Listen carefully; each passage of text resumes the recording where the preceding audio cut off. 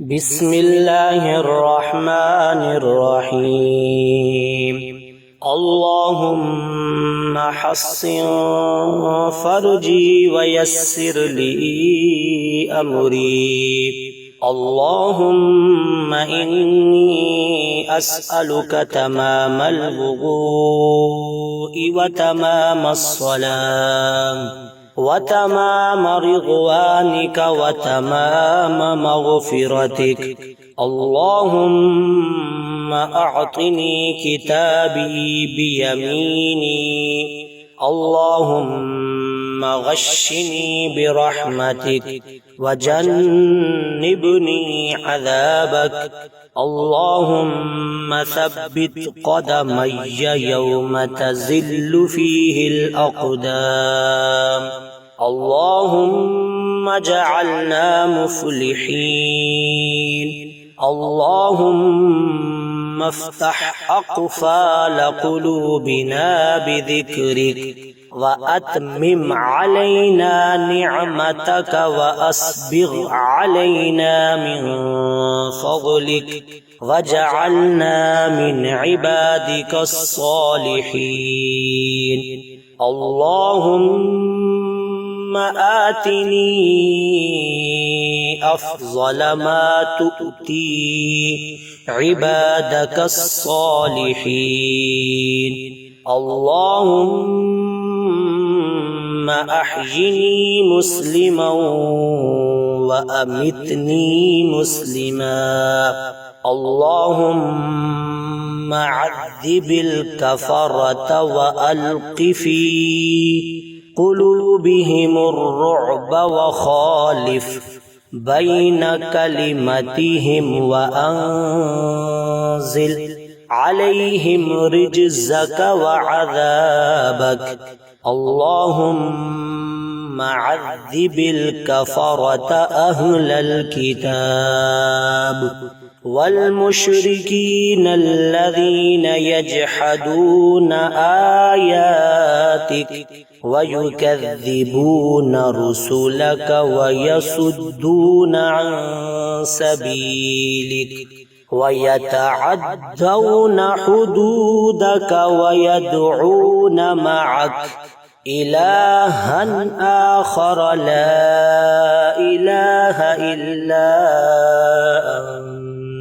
تباركت وتعاليت عما يقول الظالمون علوا كبيرا اللهم اغفر لي وللمؤمنين والمؤمنات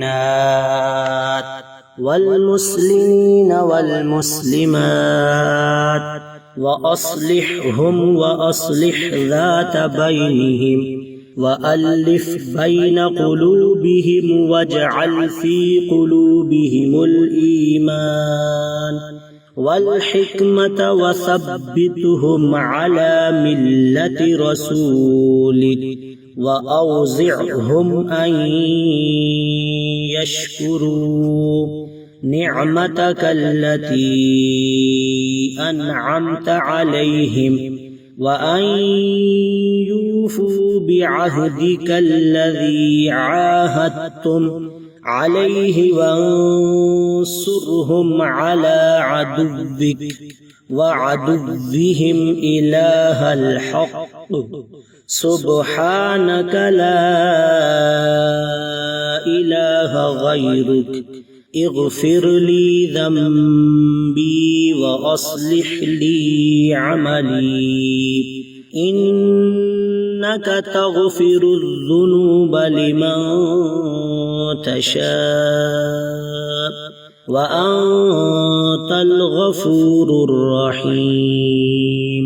يا غفار اغفر لي يا تواب تب علي يا رحمن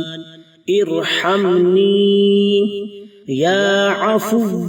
اعف عني يا رؤوف ارأف بي يا رب أوزعني أن أشكر نعمتك التي أنعمت علي وتوفقني حسن عبادتك يا رب أسألك من الخير كله يا رب افتح لي بخير واختم لي بخير وقن السيئات ومن تق السيئات يومئذ فقد رحمته وذلك هو الفوز العظيم اللهم لك الحمد كله ولك الشكر كله ولك الملك كله ولك الخلق كله بيدك الخير كله وإليك يرجع الأمر كله أسألك الخير كله وأعوذ بك من الشر كله بسم الله الذي لا إله غيرك اللهم أذهب عني الهم والحزن اللهم بحمدك إن صرفت وبذنبي اعترفت اللهم إلهي وإله إبراهيم وإسحاق ويعقوب وإله جبرائيل وميكائيل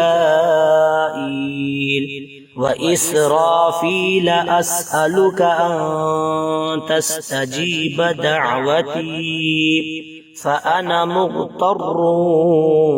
وتعصمني في ديني فإني مبتلى وتنالني برحمتك فإني مذنب وتنفي عني الفقر فإني متمسكن اللهم إني أسألك بحق السائلين عليك فإن للسائل عليك حقا أيما عبد أو أمة من أهل البر والبحر تقبلت دعوتهم واستجبت دعاءهم أن تشركنا في صالح ما يدعونك فيه وأن تشركهم في صالح ما ندعوك فيه وأن تعافينا وإياهم وأن تقبل منا ومنهم وأن تجاوز عنا وعنهم فإننا آمنا بما أنزلت واتبعنا الرسول فاكتبنا مع الشاهدين اللهم آت محمدا الوسيلة واجعل في المصطفين محبته وفي الأعلين درجته وفي المقربين ذكره اللهم اهدني من عندك وأفض علي من فضلك وأسبغ علي من رحمتك وأنزل علي من بركاتك اللهم اغفر لي وارحمني وتب علي إنك أنت التواب الرحيم اللهم إني أسألك توفيق أهل الهدى وأعمال أهل اليقين ومناصحة أهل التوبة وعزم أهل الصبر وجد أهل الخشية وطلب أهل الرغبة وتعبد أهل الورع وعرفان أهل العلم حتى ألقاك اللهم إني أسألك مخافة تحجرني عن معاصيك حتى أعمل بطاعتك عملا أستحق به رضاك وحتى أناصحك بالتوبة خوفا منك وحتى أخلص لك النصيحة حياء منك وحتى أتوكل عليك في الأمور كلها وحسن ظن بك سبحانك خالق النور اللهم لا تهلكنا فجاءة ولا تأخذنا بغتة ولا تغفلنا عن حق ولا وصية اللهم آنس وحشتي في قبري اللهم ارحمني بالقرآن العظيم واجعله لي إماما ونورا وهدى ورحمة اللهم ذكرني منه ما نسيت وعلمني منه ما جهل وارزقني تلاوته آناء الليل وآناء النهار واجعله لي حجة يا رب العالمين اللهم أنا عبدك وابن عبدك وابن أمتك ناصيتي بيدك أتقلب في قبضتك وأصدق بلقائك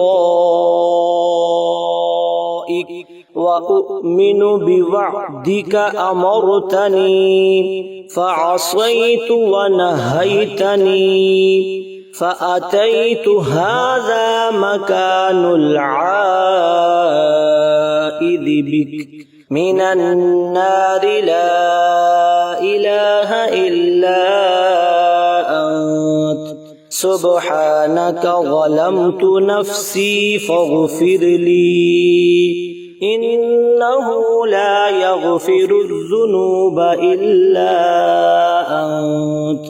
اللهم لك الحمد وإليك المشتكى وبك المستغاث وأنت المستعان ولا حول ولا قوة إلا بالله اللهم إني أعوذ برضاك من سخطك وبمعافاتك من عقوبتك وأعوذ بك منك لا أحصي ثناء عليك أنت كما أثنيت على نفسك اللهم إنا نعوذ بك من أن نزل أو نزل أو نغل أو نظلم أو يظلم علينا أو نجهل أو يجهل علينا أو أضل أو أضل أعوذ بنور وجهك الكريم الذي أضاءت له السماوات وأشرقت له الظلمات وصلح عليه أمر الدنيا والآخرة أن تحل علي غضبك وتنزل علي سخطك ولك العتبى حتى ترضى ولا حول ولا قوة إلا بك اللهم واقية كواقية الوليد اللهم إني أعوذ بك من شر الأعمجين السيل والبعير السؤول